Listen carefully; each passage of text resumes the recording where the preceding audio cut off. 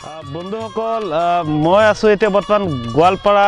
জিলাৰ জলেশ্বৰত আৰু জলেশ্বৰৰ নাম আপোনালোকে নিশ্চয় শুনা পাইছে আৰু জলেশ্বৰত এটি তোমাৰ মাজাৰ আছে আলিয়ে কামিল মৌলানা শাহ সৈয়দ নাছিৰ উদ্দিন আহমেদ কাদৰী বাগদাদী আৰু তেখেতৰ পৰলোকগামী হৈছিলে 8 মাঘ 1342 বাংলাত আৰু এয়া আপোনালোকে পোনপটীয়াকৈ চাই আছে যেটো তোমাৰ মাজাৰ হয় ভিতৰত মাজাৰ আছে কিন্তু আমি তেখেতৰ মাজাৰৰ এই জায়গাৰ এই তোমাৰ মাজাৰৰ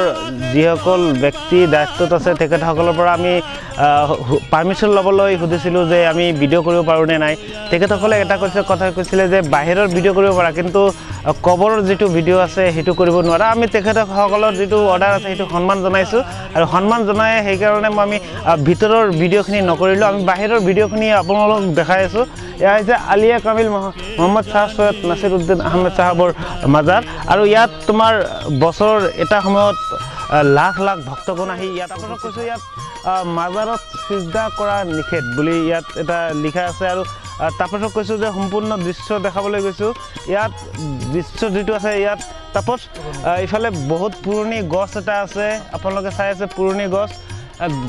যথেষ্ট পুৰণি হৈ পৰিছে আৰু তোমাৰ ইফালে বহুত এয়া হৈছে মাজাৰৰ সম্পূৰ্ণ দৃশ্য তাপছ ইফালে আহিব লাগে পিছত এয়া হৈছে সেই মাজাৰ ইয়াৰ ভিতৰতে মাজাৰটো অৱস্থিত কিন্তু আমি মাজাৰৰ ফটো উঠাবলৈ নুঠাওঁ কাৰণ মাজাৰৰ ফটো উঠোৱা নিষেধ সেইকাৰণে এয়া চাওক সম্পূৰ্ণ